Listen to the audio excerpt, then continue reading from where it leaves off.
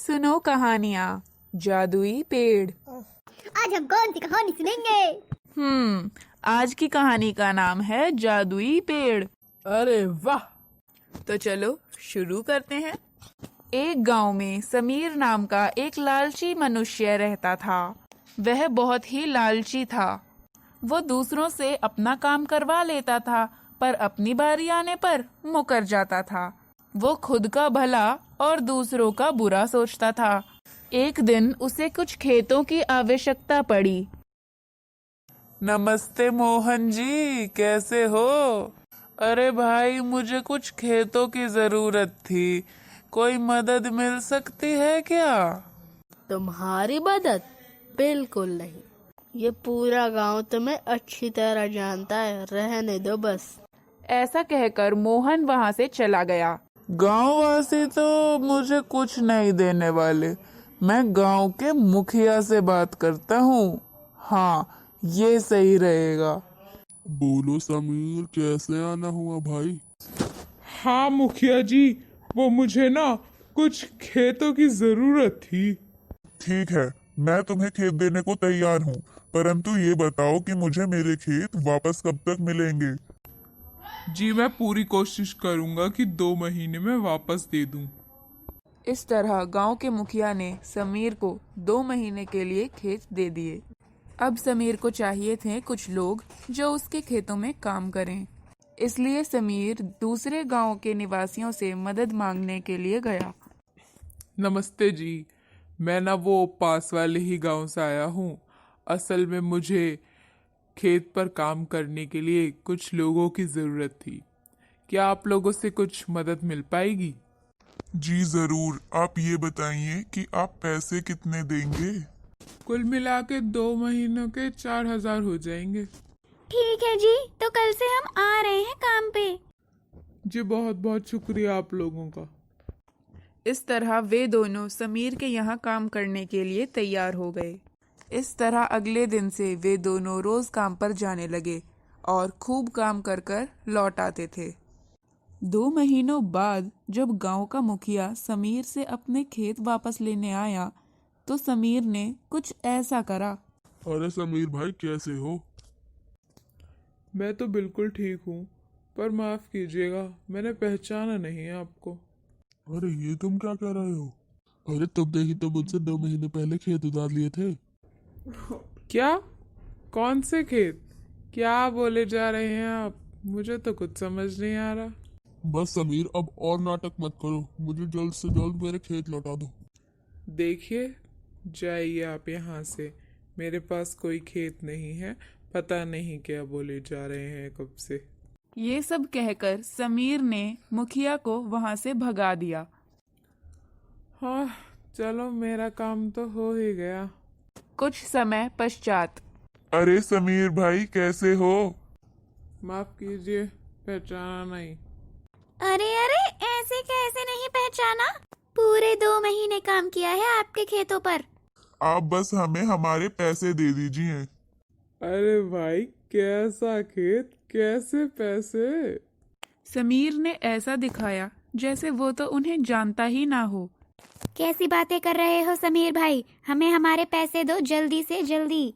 अरे छोड़ो इसे, इससे तो हम बाद में निपटेंगे। हाँ।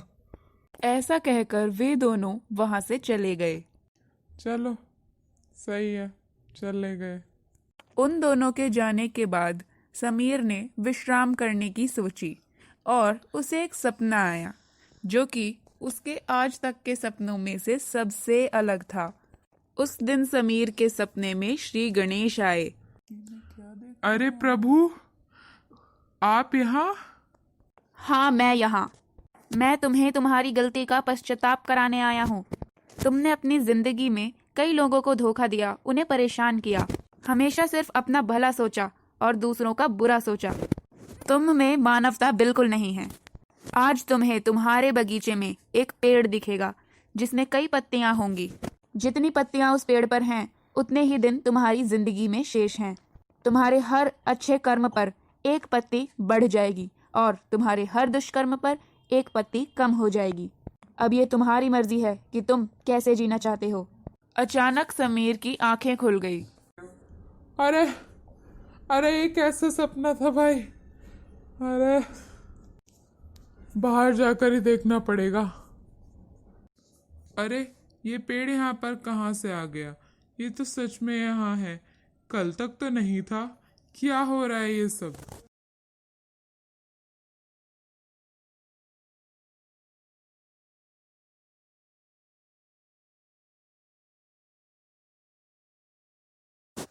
अरे पर मैं डर क्यों रहा हूँ? गणेश जी ने तो कहा था जितनी पत्तियां उतना जीवन। इस पर तो अभी बहुत पत्तियां हैं, मेरे पास खूब लंबा जीवन है। पेड़ पर इतनी सारी पत्तियां देख समीर का डर बिल्कुल छूमंतर हो जाता है। अब वो अपने हिसाब से कुछ भी कर सकता है क्योंकि उसके पास कई दिन हैं।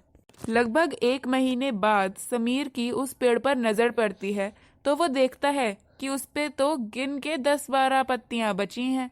समीर ने 1 महीने में इतने दुष्कर्म कर लिए थे कि अब उसका जीवन यापन बहुत ही कम बचा था। अरे पत्तियां तो काफी कम हो गई हैं, इसका मतलब मेरा जीवन भी बहुत कम बचा है। मैंने भी ना अपने जीवन में बहुत दुष्कर्म किए हैं, ऐसा तो होना ही था। अब सोचता हूँ जितना जीवन बचा है उसमें कुछ अच्छे काम ही कर लेता हूँ। समीर ने जिन जिन लोगों के साथ बुरा किया था उन सब से माफी मांगने का फैसला किया। कैसे हैं आप लोग? उम्मीद करता हूँ कि सब ठीक ही होंगे।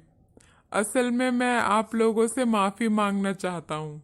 मैं मानता हूँ मैंने आप लोगों के साथ काफी अन्याय किए हैं। क्या आप लोग मुझे माफ करेंगे? जब समीर सबसे माफी मांगकर घर आया तो वह चौंक गया।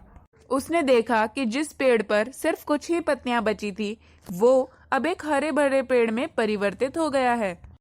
अरे ये मैं क्या देख रहा हूँ? ये पेड़ तो बहुत हरा भरा लग रहा है। ये सब कैसे हो गया? समीर को समझ आ गया कि उसकी गलती का पश्चाताप हो जाने पर पेड़ की पत्तियां वापस आ गई हैं। इस घटना के बाद से समीर ने कभी कोई बुरा काम नहीं किया। तो कहो बच्चों, कैसी लगी आपको ये कहानी? बहुत बढ़िया।